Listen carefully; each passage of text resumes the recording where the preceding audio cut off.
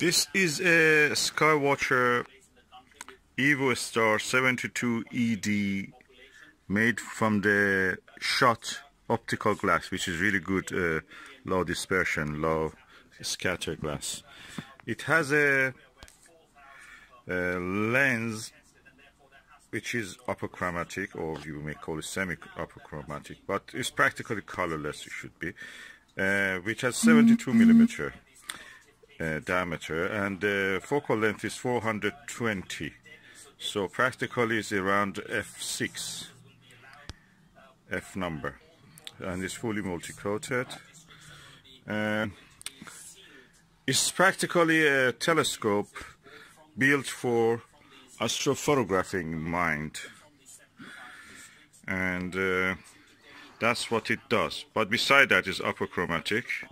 You can use it visually. I have looked at the Orion Nebula and Orion Belt with this amazing, superb view. Never seen anything like that. Beautiful telescope. The mount that I have for it is a Celestron mount, but I'm not using it because for Celestron mount to be used with this, I have to take it out on the field and mount on tripod.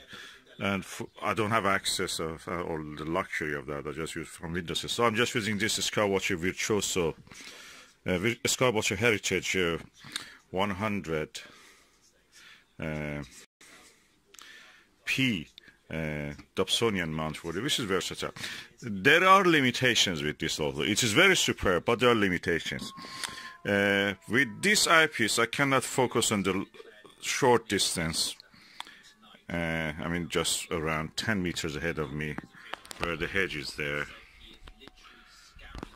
So you cannot use many eyepieces with this if you want to do something like what I do, looking at the short distance, or for this video I'm using that. But with the Skywatcher Nirvana 16mm ultra wide angle 82 degrees fully multi-coated eyepiece, I can clearly bring everything to focus. I'll show you.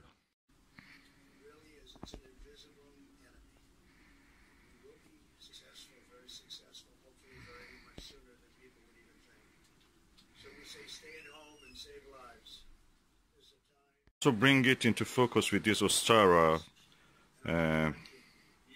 19mm flat field 65 degrees eyepiece.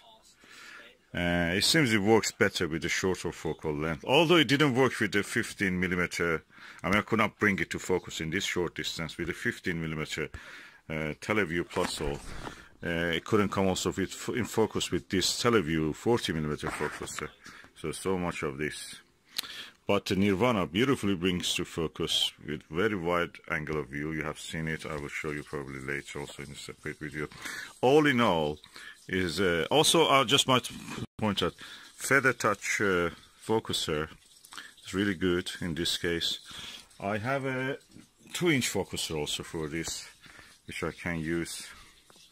I may use, and yeah, it really gives good result with the tall Plusle. I think 20mm one tall eyepiece. 20mm one or 25mm one. Really beautiful result. Of course, you have to, again, the shortcoming is from me probably, because I'm targeting a short distance object, which is in this case the hedge in front of me, which is 10 meters away. So beautiful telescope, compact. Limitations, if in the case, for example, focus travel can be limited in this. Is focus travel. Let me show you how much it goes. So I'm now starting from here, and I go to the maximum of focus travel. That's the focus that he can reach. That's 3 centimeters practically. 1 1/4 inch probably. Well, a little bit more probably, 1 1/2 inch. That's all. And that puts limitation on the and what you can see with this in close distance, but in the far distance, no, there is no problem with that. I've seen the Orion Nebula, as I told, and the belts of the Orion, the 3 stars of it. In very wide angle, I must say, in a very wide angle view. beautiful. Never seen anything like that with this telescope. I've seen that. And what is interesting also about this telescope, it has a cap like the Meade ETX telescopes that is screws in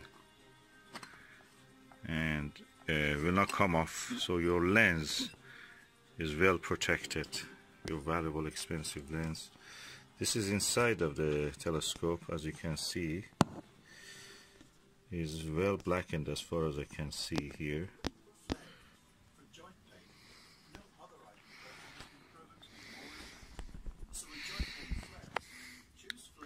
And now I've installed a Hyperion eyepiece, Baader Hyperion 21mm, which can come on focus at the range of 12 meters and beyond, not closer.